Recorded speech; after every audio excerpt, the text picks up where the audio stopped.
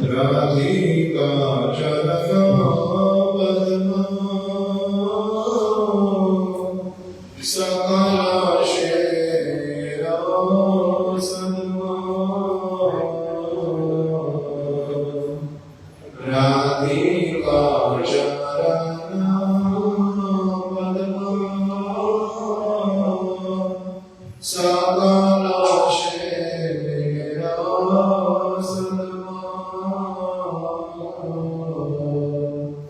याताने चित नहीं आराधीका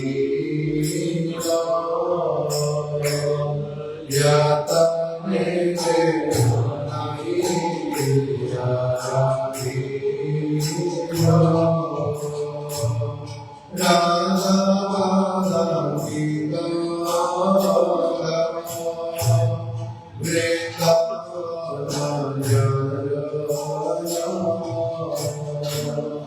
राधा माधा गीता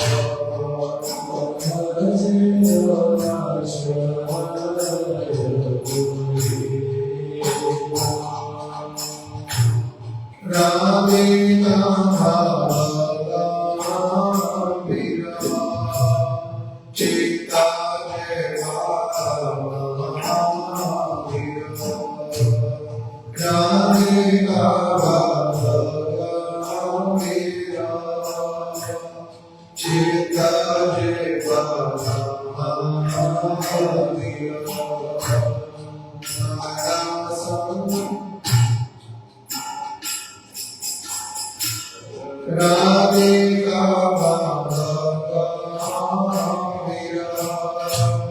Gita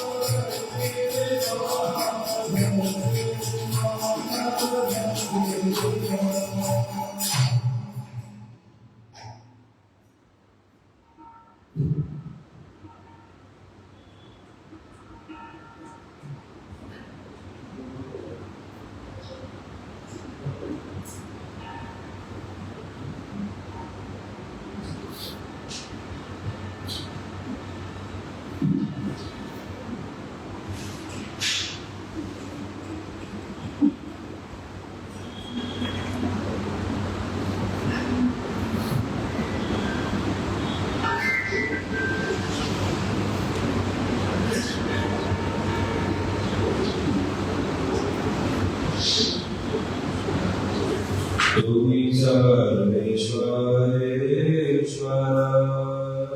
व्रजेत कुमार कुमार इच्छाय श्रीजन संहार Glory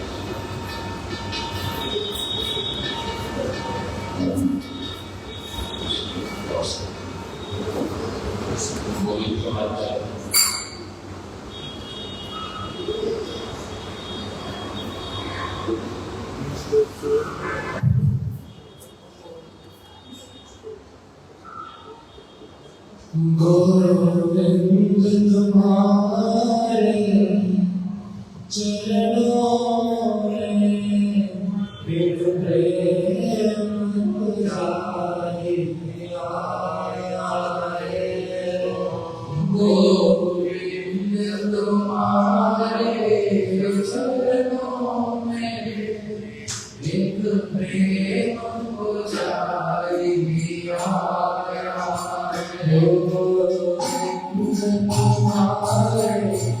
चरणों में एक प्रेम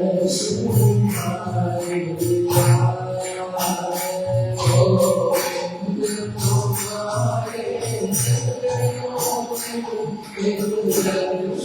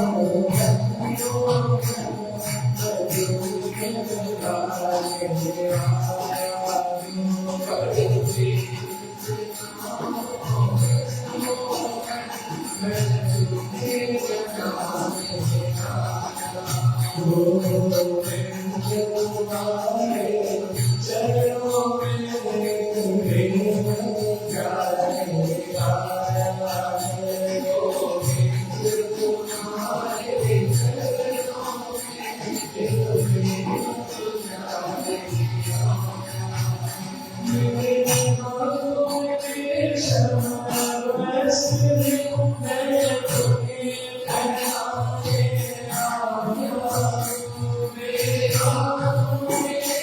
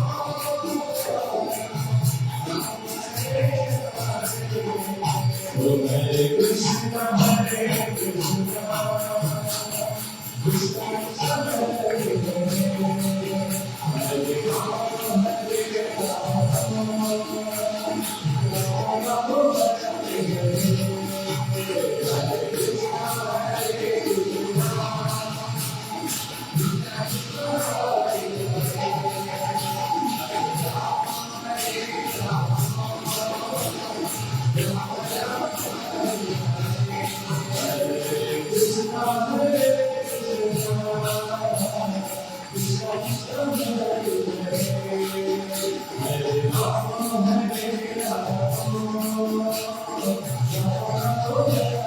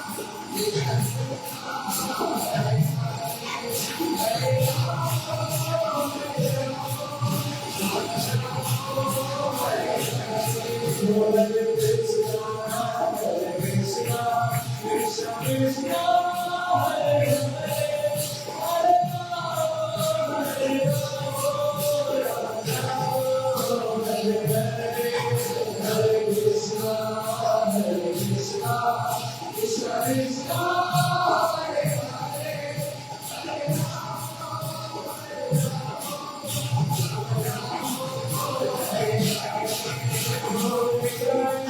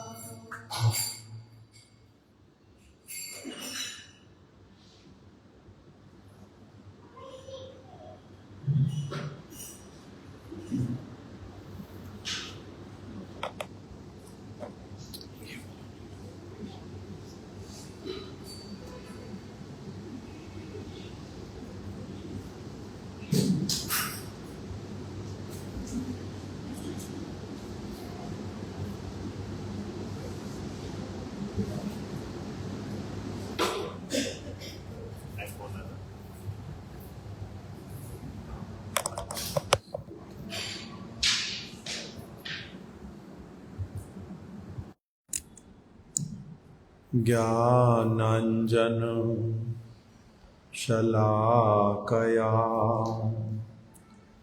चक्षुरुन्मिलितं येन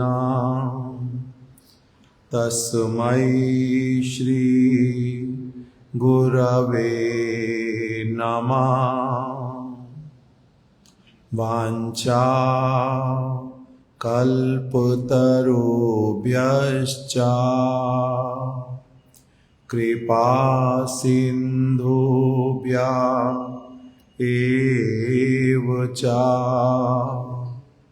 पतितानां पावनेभ्यो वैष्णवेभ्यो नमो नमः। श्री कृष्ण चैतन्य प्रभु नित्यानंद श्री अद्वैत गदाधर श्रीवासादि गौर भक्त वृंद। हरे कृष्णा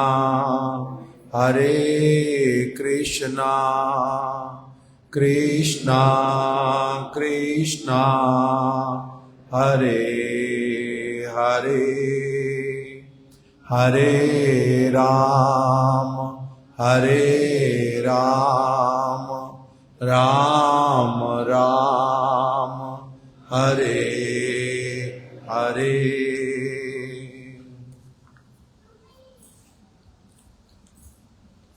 श्रीमद् भागवतम में से हम लोग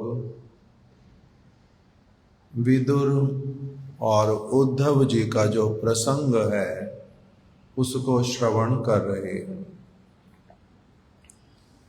किस प्रकार से श्री विदुर जी तीर्थ भ्रमण कर रहे हैं और एक स्थान पर उनको भ्रमण करते करते तीर्थ करने का जो वास्तविक फल बहुत श्रेष्ठ साधु का मिल जाना, वो उनको फल प्राप्त हुआ। उद्धव जी उनको बड़े सौभाग्य से मिल गए। अभी विदुर जी अत्यधिक प्रसन्न हो उठे। उन्होंने उद्धव जी को बड़े प्रेम से आलिंगन किया और फिर उनसे कृष्ण के विषय में, बलराम जी के विषय में, महाराज उग्रसेन, वसुदेव महाराज, देवकी जी, प्रद्युम्न, अनिरुद्ध इत्यादि बहुत सारे भक्तों के विषय में उन्होंने जिज्ञासा करनी प्रारंभ की। युधिष्ठिर महाराज कैसे हैं, अर्जुन जो है अब उनकी क्या स्थिति है, भीम महाभारत के युद्ध के समाप्त होने के बाद अब किस अवस्था में हैं, बहुत अलग अलग प्रकार की जिज्ञासाएं की उद्धव जी से। उद्धव जी ने जब कृष्ण और कृष्ण के परिकरों के विषय में सुना तो भाव में विभोर हो गए। उनको उनके स्मृति पटल पर कृष्ण की अनेक अनेक जो बातें वो एकदम से घूमने लगी। इसी प्रसंग को हम लोग श्रवण कर रहे थे कि उद्धव जी जो हैं वो बहुत श्रेष्ठ कृष्ण के भक्त हैं, परम भागवत हैं। इसीलिए कृष्ण के प्रति अब उनका प्रेम जो है एकदम से जागृत हो उठा। वियोग में व्याकुल हो गए और विदुर जी ने जो भी प्रश्न पूछा उसमें से किसी भी प्रश्न का उत्तर दे नहीं पाए। वो किसी भी प्रश्न का उत्तर नहीं दे पाए। अब सुखदेव गोस्वामी जी कह रहे हैं परीक्षित महाराज को, हे राजन, मैं आपको उद्धव जी की क्या बातें बतलाऊं। उद्धव जी जो हैं, जब वो 5 वर्ष के बालक ही थे ना, उसी समय वो क्या करते थे, भगवान श्री कृष्ण की मूर्ति बना करके बहुत सारी पूजा की सामग्रियों से कृष्ण की पूजा करते थे। और जब उनकी माता जी उनको प्रातःकालीन भोजन के लिए बुलाती थी, तो वो बार बार क्या कह देते थे, माता जी अभी मेरी पूजा संपूर्ण नहीं हुई है, इसलिए मैं अभी भोजन करने के लिए नहीं आ सकता। तो उद्धव जी जब 5 वर्ष के बालक ही थे, तभी से उनमें इस प्रकार से कृष्ण की पूजा करने की रीति देखी जाती थी। वो भोजन करने की इच्छा भी नहीं करते थे।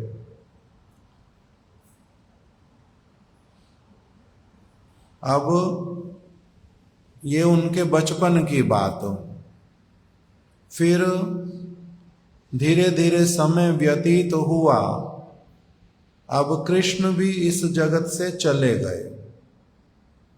इनकी आयु लगभग कृष्ण के समान ही, तो इसलिए ये भी वृद्ध हो गए हैं।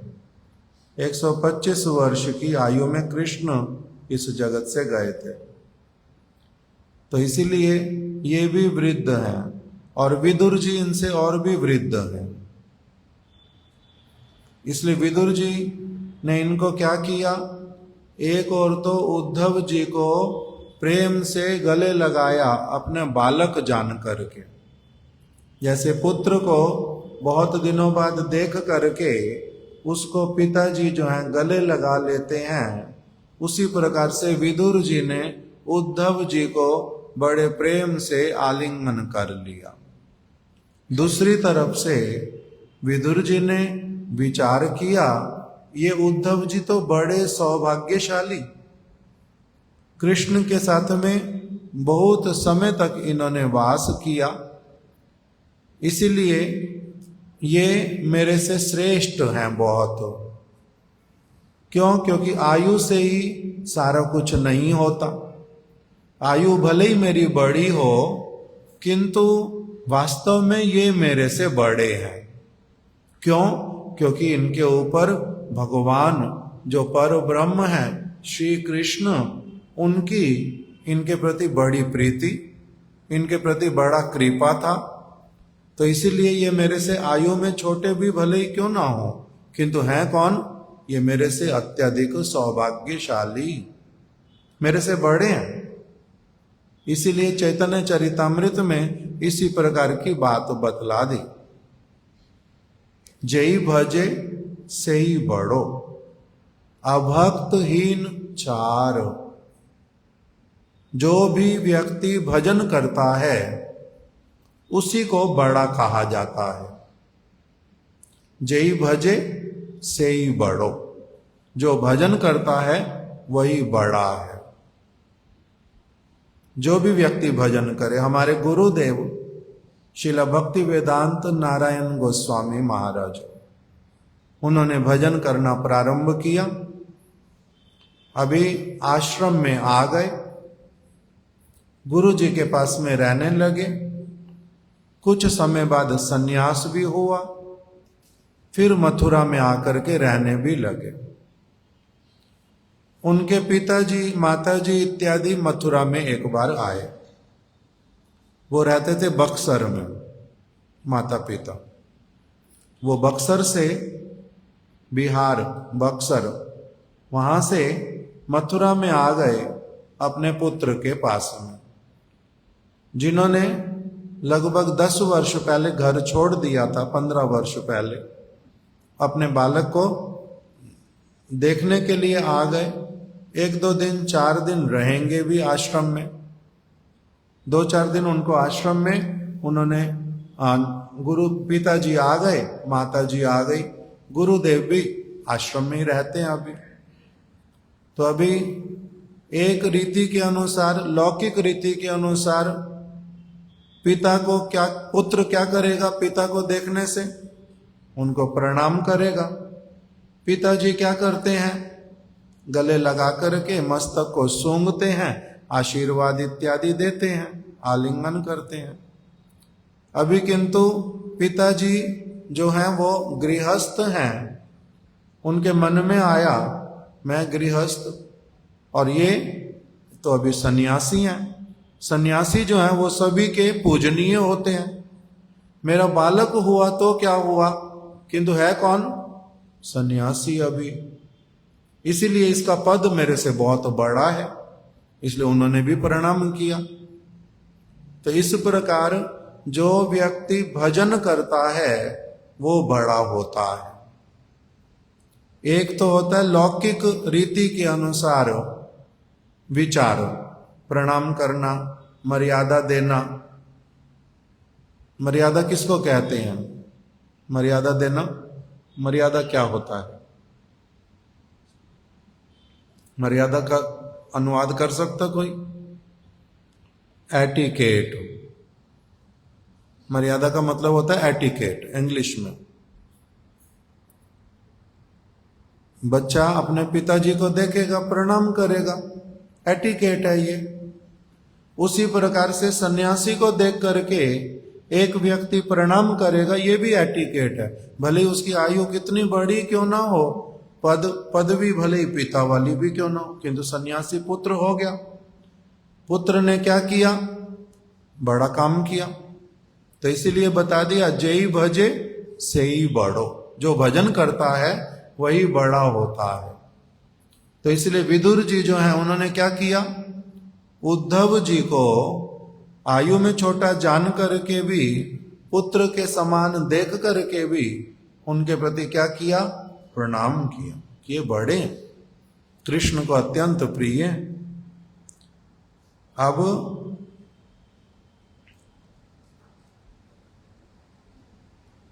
ये उद्धव जी बाल्य अवस्था से 5 वर्ष से बता रहे हैं, बाल्य अवस्था से अब इनकी वृद्धावस्था आ गई, किंतु इन्होंने भगवान की सेवा कभी भी बिल्कुल नहीं छोड़ी। निरंतर भगवान की सेवा करते हुए ही अपना जीवन व्यतीत कर दिया। कालक्रम से वृद्ध हो गए। अब विदुर जी ने जब उनके सामने प्रश्न रखे कृष्ण से संबंधित, तो उनको क्या हुआ? अपने प्यारे प्रभु श्री कृष्ण का चरण कमलों का स्मरण हो आया। उनका चित्त विरह से व्याकुल हो गया। इतना सहज नहीं होता कि किसी को भगवान से प्रेम हो जाए। संसार की वस्तुओं से प्रेम होना बहुत सहज हो, संसार के व्यक्तियों से प्रेम होना सहज हो, किंतु भगवान से प्रेम होना इतना सहज होता नहीं, बड़ा कठिन है। जन्म जन्म मुनि यतन कराई। बहुत जन्म जन्म लगा देते व्यक्ति, यत्न करते हैं, किंतु भगवान से प्रेम होता नहीं। एक माताजी जालंधर में, उन्होंने शिला भक्ति दयित माधव गोस्वामी महाराज जी को एक प्रश्न पूछा। माता महाराज जी, मैं जब कुंवारी थी, छोटी बालिका थी, तभी से मंदिर में आती जाती हूं, मंदिर में आती जाती हूं। अब मैं वृद्ध हो गई हूं, मेरे नाती पोते भी हैं अभी। मेरे को अपने घर से, मेरे को अपने नाती पोतों से मेरे को बहुत अधिक प्रेम है, और वो बढ़ता ही जा रहा है, कम होता नहीं। दूसरी ओर हर रोज मंदिर में आती हूं, कुंवारी अवस्था से लेकर के अब मैं वृद्ध हो गई हूं, किंतु मेरा भगवान से प्रेम होता नहीं, भगवान से मेरा प्रेम होता नहीं। क्यों नहीं होता? महाराज जी मेरे को बता दो। तब श्रील माधव गोस्वामी महाराज जी ने बताया, भगवान से प्रेम जो है वो ऐसे ही नहीं हो जाता, मंदिर में आने से ही भगवान से प्रेम हो जाएगा। नहीं नहीं, ये कोई बात नहीं है। भगवान से प्रेम कब होता है? जब मंदिर में आकर के, इसलिए हमारे मंदिर का नाम क्या है? हमारे यहाँ पर मंदिर को क्या बोलते हैं? क्या नाम है मंदिर का? राधा माधव गौड़िया मठ। मंदिर तो बोलते नहीं, राधा माधव गौड़िया मंदिर बोलते नहीं, राधा माधव गौड़िया मठ। मठ का मतलब क्या होता है? मठ और मंदिर में अंतर होता है। मठ और मंदिर ये दो अलग अलग शब्द हैं, इसमें अंतर होता है। मंदिर होता है जहां पर भगवान निवास करते हैं, किंतु शिक्षा देने वाला कोई व्यक्ति नहीं होता। शिक्षा देने वाला कोई भी व्यक्ति नहीं है, उसको कहते हैं मंदिर। दिल्ली में है बिरला मंदिर। हमारे बड़े महाराज श्रील भारती गोस्वामी महाराज एक बार वही बिरला मंदिर में गए, ठाकुर जी को प्रणाम किया। वो पुजारी एकदम से उठ करके आया, बोलता है महाराज जी आज तक मैंने किसी को तो देखा नहीं ऐसे प्रणाम करते हुए जैसे आपने किया। ठाकुर जी को प्रणाम, आपने ऐसे क्यों प्रणाम किया? लोग सीधे लेट करके प्रणाम करते हैं, हाथ जोड़ करके प्रणाम करते हैं, कान पकड़ करके प्रणाम करते हैं, कोई कोई थोड़ा झुक करके भूमि को हाथ लगा करके प्रणाम करता है। किंतु आपने जिस तरह से किया ऐसे तो कोई प्रणाम करता नहीं। आप किंतु सन्यासी भी हैं, सन्यास दंड भी पकड़ा हुआ आपने, आपने इस तरह से प्रणाम क्यों किया? ऐसे प्रणाम क्यों किया? तब हमारे महाराज जी ने उनको बतलाया कि देखो शास्त्र में भगवान ने प्रणाम करने की विधि बतलाई है। प्रणाम अपनी मन की इच्छा के अनुसार प्रणाम नहीं होता। जैसे इच्छा, जैसे कोई प्रणाम कैसे करता? ऐसे हाथ जोड़ के। कोई कैसे करते? थोड़ा सा झुक जाता किसी के सामने, उसके घुटने तक हाथ लगा के उसका प्रणाम हो जाता। इसको प्रणाम अपनी मन की इच्छा से तो प्रणाम होता नहीं। भगवान को प्रणाम करने की विधि है। कैसे प्रणाम करना भगवान को, उसके लिए महाराज जी ने श्लोक सुनाया उनको। एक शास्त्र में लिखा है, स्वावामे प्रणमेत विष्णु। अपने वाम अंग में, लेफ्ट में भगवान को रख करके तब प्रणाम करना होता है। स्वावामे प्रणमेत विष्णु, उस तरह से बता दिया। तो वो एकदम से महाराज जी 1 मिनट रुक जाओ, 1 मिनट रुक जाओ, अपना पेन और पेपर लेकर के आया। महाराज जी फिर से बोल दो, मैं ये लिख लूंगा। महाराज जी फिर से बोल दो। उसमें 3 चीजें लिखी हुई मंत्र में। भगवान विष्णु को अगर प्रणाम करना हो तो वाम भाग में, अपने लेफ्ट में रख करके, जैसे हम लोग करते हैं यहां पर, लेफ्ट में रख करके प्रणाम करते। और दाएं अंग में रख करके शंकर गौरी, अगर यहां पर शंकर जी होते, उनके साथ में गौरी होती, तो प्रणाम हम कैसे करते? जैसे करते हैं उसका बिल्कुल उल्टा, उस तरफ मुख कर लेते, शंकर और गौरी को रखते राइट साइड में।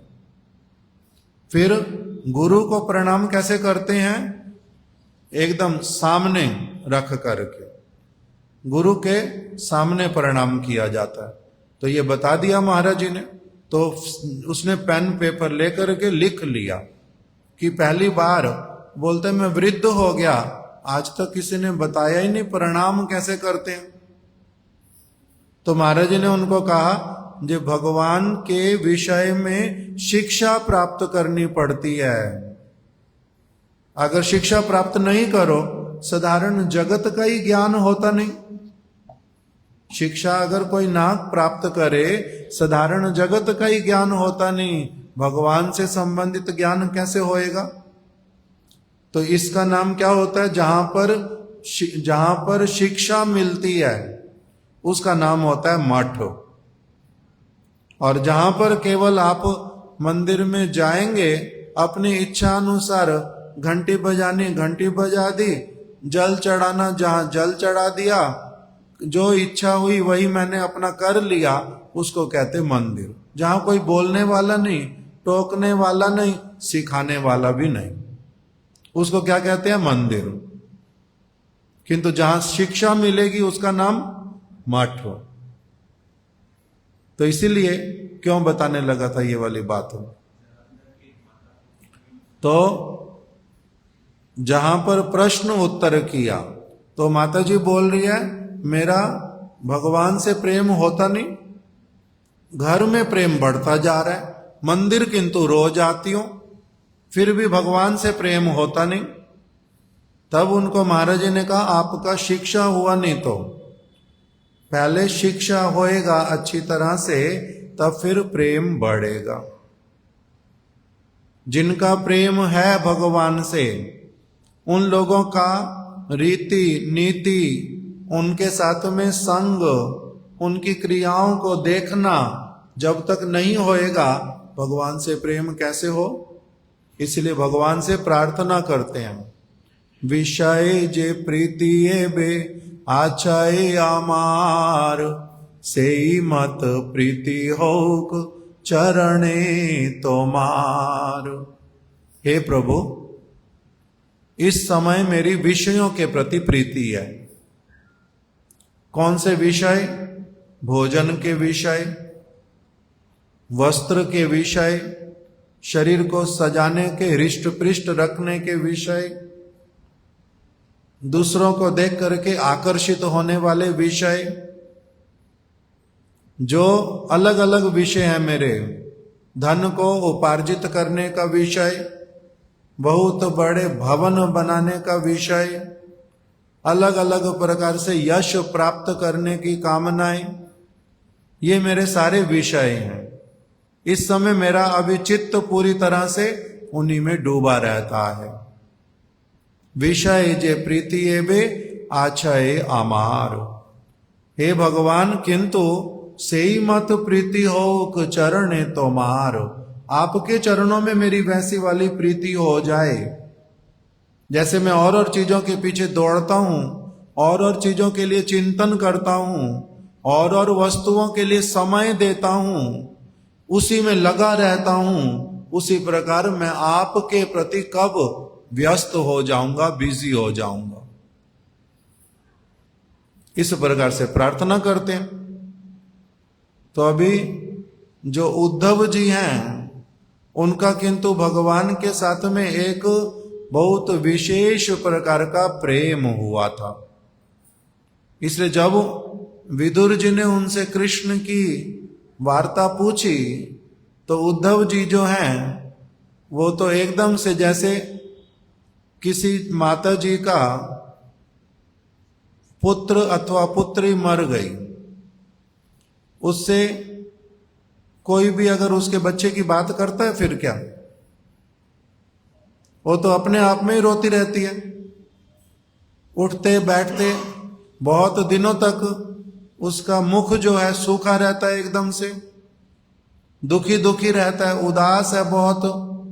ऊपर से भले कुछ नहीं भी बोलती, नहीं भी रोती, किंतु मन में तो बहुत दुखी है। इसलिए उससे कोई बात नहीं करता उसके विषय में, बालक के विषय में। उसको उसके बालक के जो जूते हैं, खिलौने हैं, वस्त्र हैं, वो भी सारे उसके सामने से हटा देते। क्यों? नहीं तो ऐसे ही तो चिंतित है, और चीजें देखते देखते किस उसकी बात अगर कोई करेगा तब और दुखी होएगी। तो उसको एक प्रकार का, इसको क्या कहते हैं, विरह।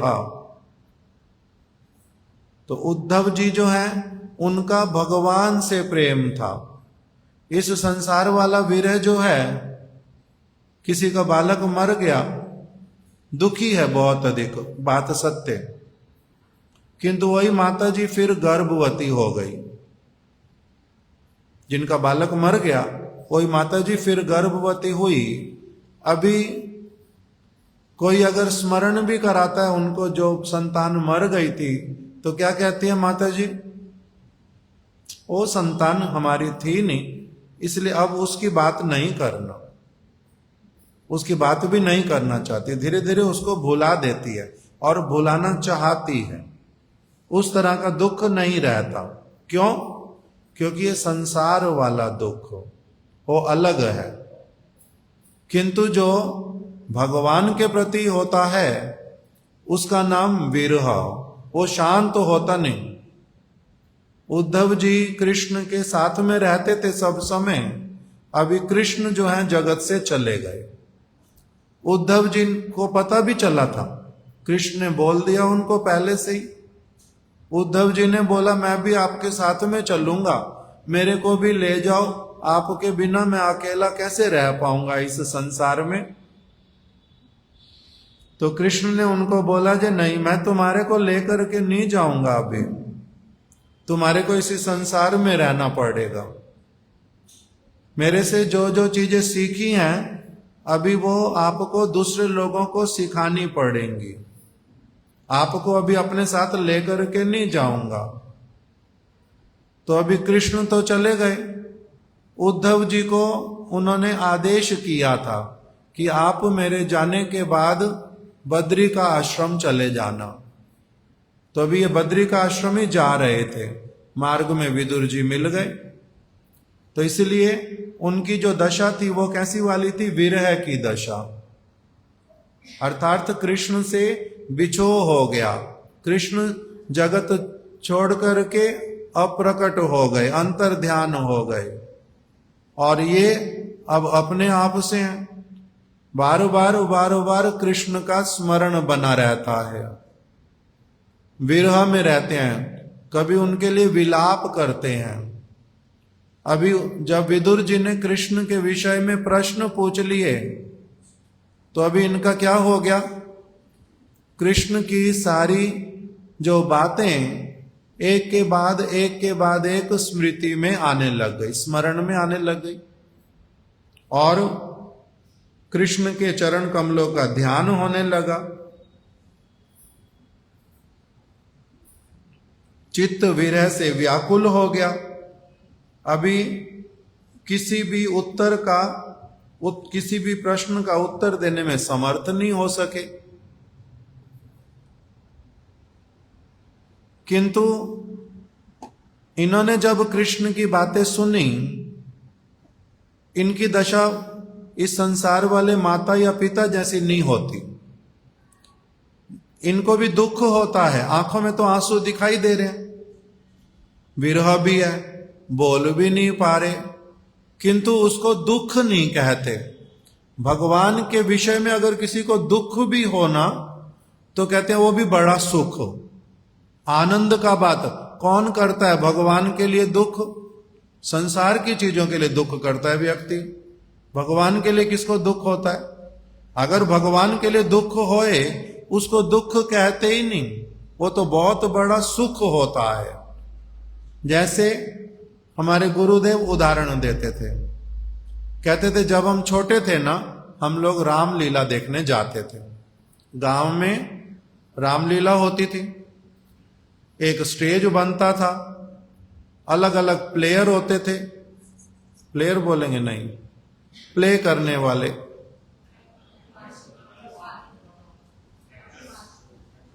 पात्र अलग अलग प्ले करेंगे। कोई रावण बनता है, कोई राम बनता है, कोई सीता बनती है, कोई दशरथ बनता है, ये रामलीला दिखाते हैं। तो कहते हैं हम अपना रामलीला देखने के लिए जाते थे। अभी जब राम जी का वनवास हुआ, दशरथ का जिस तरह से दृश्य दिखलाते हैं, कौशल्या की अवस्था, सारे अयोध्या में लोग कैसे फूट फूट करके रो रहे हैं, कैसे वहां पर विलाप हो रहा है, वो सब देख करके एकदम दुख होता है बहुत अधिक। फिर दशरथ जी का प्राण त्यागना, सीता जी का रानी होकर के वन में वनवासिनी जैसे वस्त्र पहन करके जाना, वो अलग प्रकार की भावना देता है। फिर सीता को रावण हरण करके ले गया, वो अलग प्रकार की भावना देता है। उसके बाद में फिर राम जी का विलाप सीता जी के लिए, लक्ष्मण जी ना सोते हैं, ना कुछ खाते हैं, ना कुछ पीते हैं, उनका एक अलग प्रकार का जीवन। उधर भरत जी का एक और बहुत विशेष प्रकार का जीवन दिखलाया। सीता जी की फिर अग्नि परीक्षा, फिर वन में फिर से वास, बालकों को पिता के बिना पालन करना। तो कह रहे सारे दृश्य कैसे हैं? आंखों में आंसू भर आते हैं, हृदय दुखी होता है एकदम से। तो अभी फिर रामलीला पूरी हो गई, रामलीला समाप्त हो गई। अगली बार फिर रामलीला दिखाने आते हैं, देखने जाते ना, नहीं देखने जाते, फिर बार बार देखने जाते हैं। क्यों देखने जाते हो? जब उसको देख के रोना आता है, जब उसको देख करके दुखी होते हैं, फिर भी रामलीला दोबारा से क्यों देखना जाते हैं? क्यों देखने जाते हैं रामलीला दोबारा से? क्योंकि उसमें बाहर में दुख होने पर भी हृदय के भीतर में उस सारी चीज को ठीक ठीक रूप में देख करके, समझ करके एक अलग प्रकार का आनंद सुख भी होता है हृदय में। इसलिए व्यक्ति बार बार वही रामलीला देखना चाहता है। तो इसी तरह से उद्धव जी जो विरह कर रहे हैं, विलाप कर रहे हैं, नेत्रों में अश्रु भर आए, ये उनका बाहर में ऐसा होने पर भी अंदर में क्या है? कृष्ण का चिंतन होने से सुखी हुए। उल्टा ये कृष्ण के विषय में जानना चाहते, कृष्ण के विषय में पूछ रहे हैं। अच्छा, मैं भी अभी उनके विषय में ही वार्तालाप करूंगा, इसीलिए अंदर में उनके सुख है। इसीलिए इसका नाम क्या होता है? अंदर में सुख, बाहर में अश्रु इत्यादि, इसका नाम होता है विरह। ये जगत का दुख नहीं है, इसका नाम विरह है। अर्थात विरह का अर्थ होता है जिसमें अंदर में अच्छी तरह से मिलन हो रहा है भगवान के साथ, बाहर में अभी मिल नहीं रहे हैं, इसीलिए आंखों में आंसू है, कुछ कमी लगती है। तो इसीलिए क्षण काल तक वो कैसे हो गए? एकदम से निशब्द, उद्धव जी बोल नहीं पाए, गला रुद्ध हो गया। अंग प्रत्यंग प्रेम के कारण पुलकित हो उठे। जब एक व्यक्ति को भगवान से प्रेम होता है ना, उसके लक्षण हैं, उनको कहा गया शास्त्रीय भाषा में अष्ट सात्विक विकार। 8 प्रकार के सात्विक विकार उत्पन्न होते हैं जब एक व्यक्ति को भगवान से प्रेम होता है। कौन कौन से हैं अष्ट सात्विक विकार? उनके नाम हैं, 2-4 नाम बताओ। स्वेद, कंप, अश्रु, पुलक, कंठ का रुद्ध होना, अंगों का, जोड़ों का खुल जाना। ये अलग अलग प्रकार के प्रेम के लक्षण हैं। भक्त जो है वो भगवान का नाम करता है, हरे कृष्ण कृष्ण कृष्ण हरे हरे, हरे राम राम राम हरे हरे। ये केवल मुख से नहीं बोलता शब्द, उसके अंदर में कुछ भावनाएं हैं। उन भावनाओं के कारण जो उसका नेत्र है, उसके लिए बताया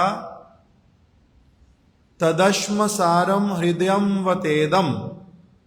ऐसे वाला व्यक्ति जो भगवान को पुकारते समय, भगवान का नाम करते समय जो रोता नहीं, जिसका हृदय जो है एकदम से नरम नहीं हो जाता, जिसकी आंखों में आंसू नहीं आ जाते, भगवान का नाम कर रहा है किंतु प्रेम नहीं आ रहा उसके हृदय में, तो वो व्यक्ति कैसा है? तदश्म सारम हृदयम वतेदम। ऐसे व्यक्ति का हृदय जो है वो तो पत्थर के समान है, कठोर है बहुत अधिक। नहीं तो भगवान का नाम करे और साथ ही साथ में हृदय माखन की तरह एकदम से होके नरम ना हो जाए, वो विलाप ना करने लगे, प्रेम ना आए, कैसे हो सकता है? इसको तो प्रेम आएगा, आनंद मिलेगा एकदम से नाम करते समय, किसी दूसरी तरफ ध्यान जाएगा नहीं। अगर कोई ध्यान बटाने का प्रयास भी करेगा तो इस व्यक्ति को भीतर में दुख होएगा, उसकी अलग अवस्था आएगी। तो इसको बोलते हैं ये प्रेम हुआ इसको भगवान से, तभी तो इसको उनका नाम जो है करने की ऐसे इच्छा होती है। अश्रु आएगा, पुलक होएगा, अलग अलग लक्षण बतलाए, अष्ट सात्विक विकार। इसलिए इनका क्या हो गया? अभी अंग प्रत्यंग प्रेम के कारण पुलकित हो गया। पुलकित होना क्या होता है? समझते हैं पुलकित होना? रोम रोम जो है वो आनंदित हो उठा, रोम रोम खिल उठा, इसको कहते हैं पुलकित होना। अंग अंग पुलकित हो उठा, उनके किंचित मुंदे हुए नेत्रों से प्रेम अश्रु प्रवाहित होने लगे।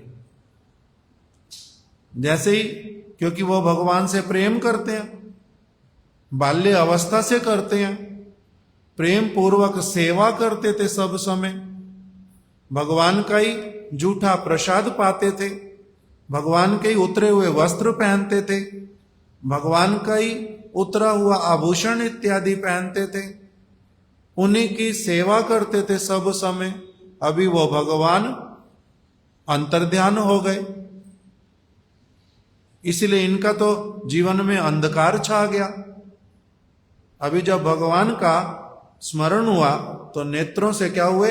प्रेम अश्रु प्रवाहित होने लगे, भगवान के प्रति अपने स्नेह के प्रवाह में डूब गए। अब इनको जब विदुर जी सामने बैठे हैं, वो देख रहे हैं, उन्होंने देखा कि ओ ये तो इनमें तो क्या हो गया है, ये तो अपनी सुध बुध खो बैठे हैं, भगवत भाव में डूब गए हैं। ऐसी वाली दशा तो परम सौभाग्य की दशा। उन्होंने कहा ये कैसे हैं? इनका जीवन कृतार्थ हो गया है। इसी को बोलते हैं जीवन की सफलता। अगर किसी का जीवन इस प्रकार का बन जाए तो ये तो कृतार्थ हो गया, इनका जीवन कृतार्थ है। बाद में फिर बता रहे हैं कि कुछ क्षण के पश्चात, कुछ क्षण किसको बोलते हैं? एक क्षण का मतलब क्या होता है? एक क्षण मतलब 48 मिनट, मुहूर्त बोलते हैं संभवतः 48 मिनट। क्षण कुछ और होता है ना, इतना छोटा नहीं, इतना छोटा नहीं, बड़ा है, कल बता दूंगा देख करके, उसका सब व्याख्या लिखा हुआ। क्षण किसको कहते, मुहूर्त किसको कहते, घड़ी किसको कहते, और त्रस रेणु किसको कहते, युग क्या शब्द है वो, निमेश किसको कहते, ये अलग अलग कैलकुलेशन है समय की। जैसा भी हो, तो उद्धव जी जो हैं कुछ समय तक क्या हुआ, उद्धव नित्य लीलामय भगवत धाम में पहुंच गए।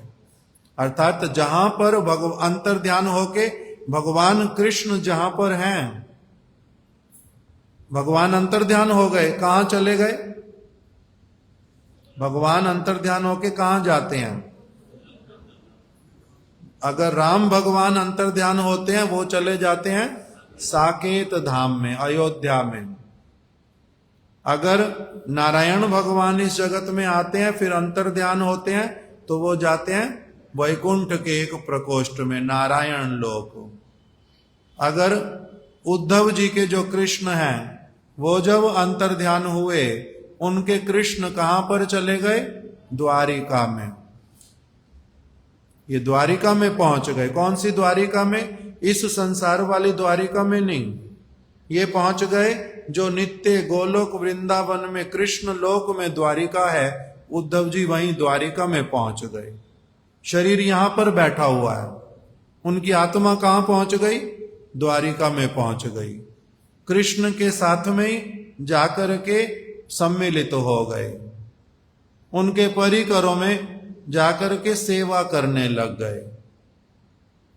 कुछ समय इसी प्रकार से व्यतीत हो गया। विदुर जी देख रहे हैं ये तो इस शरीर में है ही नहीं, ये तो भगवद भाव को प्राप्त कर गए। शरीर यहां बैठा है, ये यहां पर है ही नहीं। ऐसे वाला उनको देखा। उसके बाद में फिर उन्होंने देखा थोड़े धीरे धीरे अब उस भगवत धाम से फिर से इस जगत में अब उतर करके आ गए। आत्मलोक कहते हैं इसको, जहां पर हम बैठे आत्मलोक में आ गए, अर्थात बाह्य दशा में आ गए। अब विदुर जी से बात करने लगे। फिर से उन्होंने अपने दोनों नेत्रों को पहुंच लिया और यदुकुल संहार आदि भगवान की चातुर्यमय लीलाओं के स्मरण से विस्मित होकर विदुर जी को संबोधन करके कहने लगे, हे विदुर जी। उद्धव जी ने अब बोलना शुरू किया, हे विदुर जी, श्री कृष्ण रूप सूर्य के अस्त हो जाने से, कृष्ण जो हैं वो कैसे हैं? कृष्ण सूर्य सम, माया है अंधकार। कृष्ण सूर्य के समान है और इस जगत की जो माया है वो कैसी है? अंधकार के समान। कृष्ण रूपी सूर्य उदित हुए थे एक समय में। उस समय फिर क्या हुआ? चारों ओर एकदम से प्रकाश छा गया। किंतु जब वो अस्त हुए तो कह रहे हैं कृष्ण रूप सूर्य के अस्त हो जाने से हमारे घरों को महा अजगर रूप शोक अंधकार ने निगल लिया है। हमारे घरों में अब क्या छाया हुआ है? अंधकार। इस संसार वाला अंधकार नहीं। सूर्य तो प्रत्येक दिन उदित होते हैं, अस्त होते हैं, ये अलग दिन और रात, प्रकाश और अंधकार ये अलग। किंतु कृष्ण रूपी सूर्य जब इस जगत से चले गए, सूर्य अस्त हो गए, तो हमारे घरों को क्या हुआ? हमारे तो अंधकार छा गया। आंखों से तो सब दिखाई दे रहा है, सारी वस्तुएं हैं, किंतु अब सारी वस्तुएं कैसी हो गई? फीकी। कृष्ण नहीं है, उनमें प्राण नहीं बचे। कृष्ण के नहीं होने से कोई भी वस्तु देखने की इच्छा नहीं करती, कोई कार्य करने की इच्छा नहीं करती। अंधकार छा गया सब और, महा अंधकार, शोक अंधकार। इसीलिए हमारे जो घर इत्यादि हैं वो कैसे हो गए? अभी शोभाहीन। जैसे किसी घर में जाओ, 20 साल से सफेदी ना हुई हो, चारों तरफ जाले लगे पड़े हों, दीवारों के ऊपर किसी ने कुछ पेंसिल चला दी, किसी ने पेन चला दिया, किसी के सिर का लगा हुआ तेल दीवारों पे लगा हुआ है, चारों ओर गंदा ही गंदा हो, कैसा लगता है? उसी प्रकार से कह रहे हैं वो उस अर्थात उस घर की अब फिर शोभा नहीं रहती। दीवारों से सफेदी पपड़ी बन बन के गिर रही हो, सीलन आ गई हो सब ओर से, खंडहर जैसा बन गया हो, उसकी शोभा नहीं रहती। तो कह रहे हैं उसी प्रकार श्री कृष्ण जब इस जगत से चले गए, हमारे घरों में क्या हो गया? अंधकार, महा अजगर जैसे आ गया हो।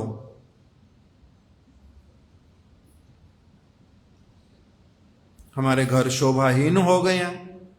ऐसी अवस्था में आपने जो परिकरों की बात पूछी, कृष्ण जो है सुख पूर्वक हैं, बलदेव जी सुख पूर्वक हैं, वसुदेव महाराज, देवकी, ये सभी लोगों के विषय में आपने पूछा, उनके विषय में क्या बतलाऊं?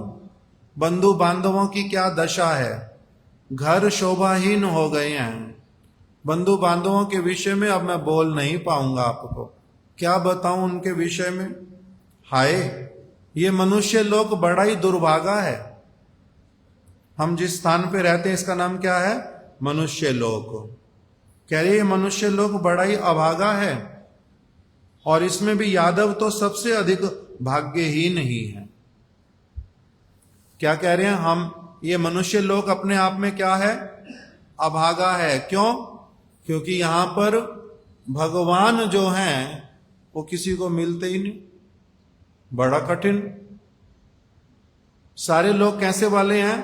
गॉडलेस, भगवान से रहित हैं, इसलिए दुर्भाग्य हैं। इनके पास में और बहुत सारी वस्तुएं हैं, किंतु विनाशशील वस्तुएं हैं सारी इनके पास में।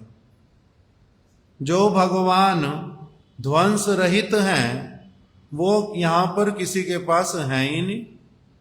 इसलिए मनुष्य लोक जो है ये बड़ा ही अभागा है, और उसमें भी यादव तो सबसे अधिक भाग्यहीन ही है। यादव लोग, यादव मतलब द्वारिका में कृष्ण के अधिकांश परिकर, उन सबको कहते हैं यादव एक साथ में। ये यादव तो अधिक भाग्यहीन है। क्यों? क्योंकि इन्होंने ये कृष्ण के साथ में रहे, किंतु कृष्ण को फिर भी ये उस तरह से स्वीकार नहीं कर पाए जैसे करना चाहिए था। वो कृष्ण, वो पर ब्रह्म भगवान कितना गुणशाली, और इन यादवों ने उनको अपने जैसा एक साधारण यादव ही समझ लिया।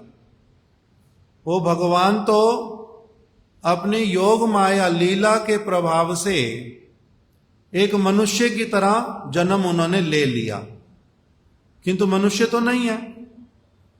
जैसे कभी अगर पहले राजा लोग ऐसा करते थे, कोई बात कर रहा है, छोटा बच्चा है ना कोई। राजा जो हैं पहले क्या करते थे? वो साधारण वेश बना करके, छिप करके प्रजा के बीच में चले जाते थे, कहीं पर भी अलग अलग कारणों से चले जाते थे। तो उस समय क्या वो साधारण व्यक्ति बन गया? ना राजा ही रहा, राजा ही रहा, ना साधारण व्यक्ति बन गया, राजा ही रहा। इसी तरह से भगवान की पदवी कभी भी उस पदवी से कभी भी इधर से उधर नहीं होते। उन्होंने केवल साधारण मनुष्य का आकार लिया था। तो इन यादवों ने वो उनको पहचान ही नहीं पाए, और उनको क्या मान लिया? अपने जैसा ही एक व्यक्ति। यादव निरंतर श्री कृष्ण के साथ एकत्र वास करने पर भी उनके भगवत स्वरूप को पहचान नहीं पाए, इसलिए उनकी बातों को भी अच्छी तरह से मान नहीं पाए यादव लोग।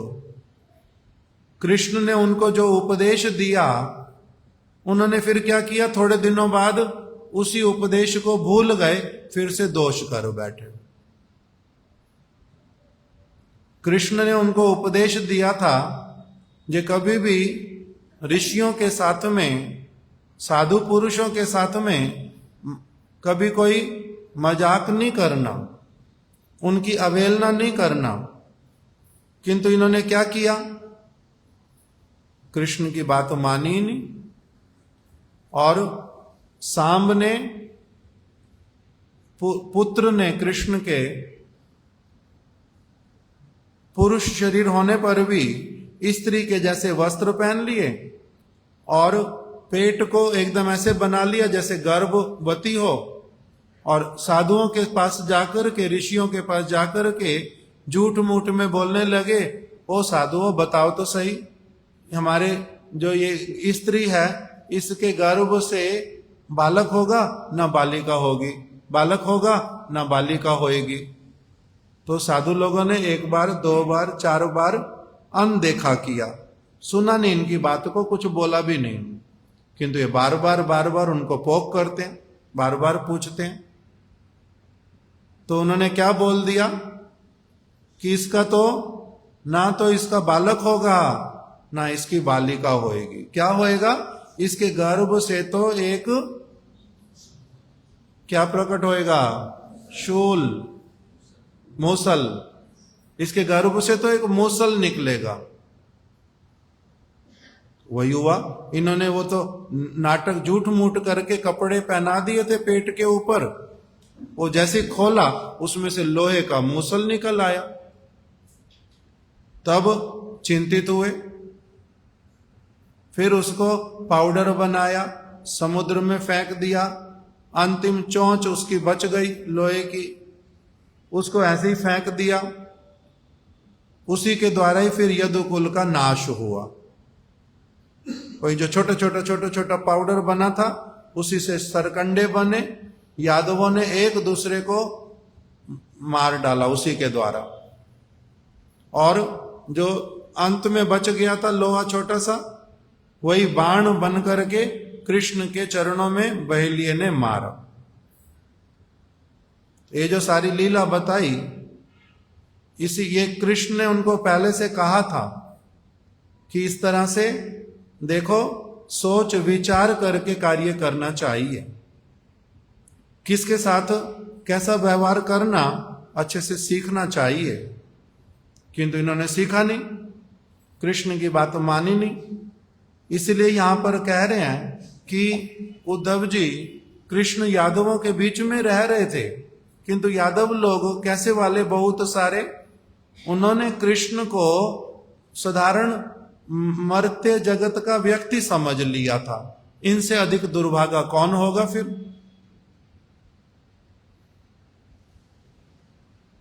सिर्फ इतना ही कहते थे, वो हमारे से थोड़े से बुद्धिमान हैं, हमारे से थोड़े से अधिक रूपवान है, हमारे से थोड़े से अधिक बलवान है, बस इतना ही। किंतु कृष्ण में और उनमें जमीन और आसमान का अंतर था, ये वाली बात उन्होंने समझी नहीं। भगवान को, भगवत स्वरूप को पहचान नहीं पाए। और एक यादव ने तो क्या किया, शिशुपाल ने, वो शिशुपाल, उसने तो कृष्ण का अपमान किया बहुत अधिक, कृष्ण को मारने तक भी गया और कृष्ण को बहुत सारी गालियां निकाली जब तक उसका जी नहीं भरा। तो कह रहे ये कैसे दुर्भागे, भगवान सामने आए, मंगलमय हैं, सबका कल्याण चाहते हैं, कोई कभी किसी का अनिष्ट नहीं चाहते, दुर्वचन भी कभी किसी को बोला नहीं, किंतु तब भी अलग अलग यादव भी ऐसे निकल आए। उन्होंने क्या किया? कृष्ण के साथ में विरोध किया, निंदा सूचक वचन बोले, कृष्ण से व्यर्थ में वैर ठान लिया, भगवान के प्रति भी वैर ठान लिया और उनके प्रति अवेलना सूचक वचन बोले, निंदा सूचक वचनों का व्यवहार किया। उनके द्वारा ऐसा सारा कुछ करने पर भी क्या भगवान को उससे कोई हानि होती है? हानि किसकी होती है? जो उनको पहचान नहीं पाता, जो उनके वचनों को ले नहीं पाता, जो उनका अनादर करता है, उसकी अपनी ही हानि होती है। इस प्रकार से देख लिया।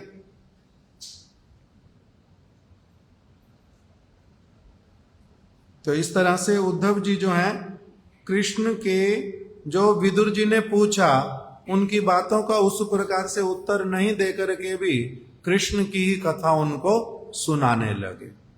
उद्धव जी कृष्ण की कथाओं को ही सुनाने लगे। अभी इससे आगे हम लोग कल सुनेंगे।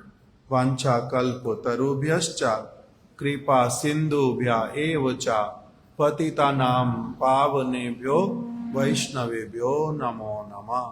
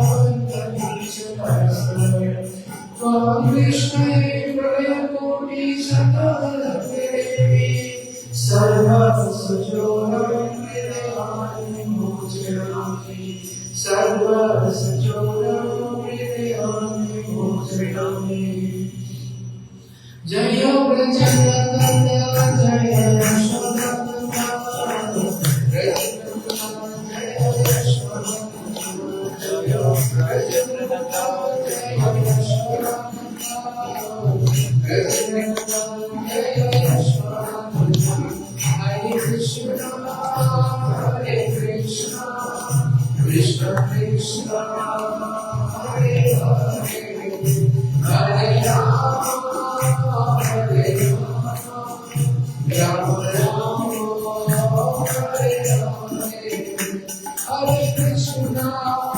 Hare Hare Krishna Krishna Krishna Hare Hare Rama Hare Rama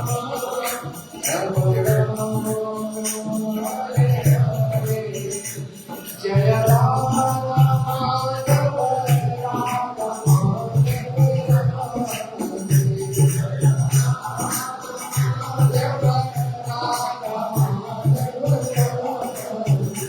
Jaya Sajjanata Jaya Gaura Hari Jaya Sajjanata Jaya Gaura Hari Jaya Sajjanata Jaya Gaura Hari Jaya Sajjanata Jaya Gaura Hari Nitai Gaura Hari Hari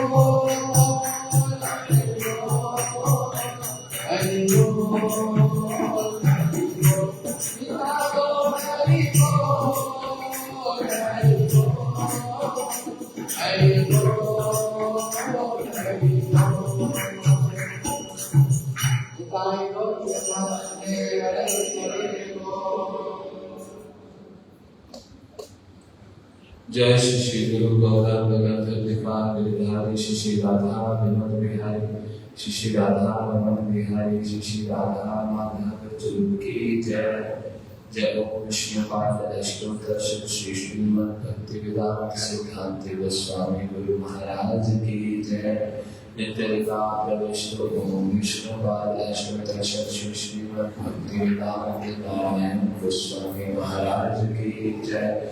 समस्त गौड़िया गुरुवर्ग की जय। श्री कृष्ण चैतन्य प्रभु नित्यानंद श्री अद्वैत गदाधर शिवासादि गौर भक्तवृंद की जय। श्री पुरुषोत्तम मास की जय। श्रीमद्भागवत महापुराण की जय। श्री हरिनाम संकीर्तन की जय। अनंत कोटि वैष्णव वृंद की जय। श्री माधव प्रभु जी की जय। श्री ताई गौर प्रेमानंदे हरि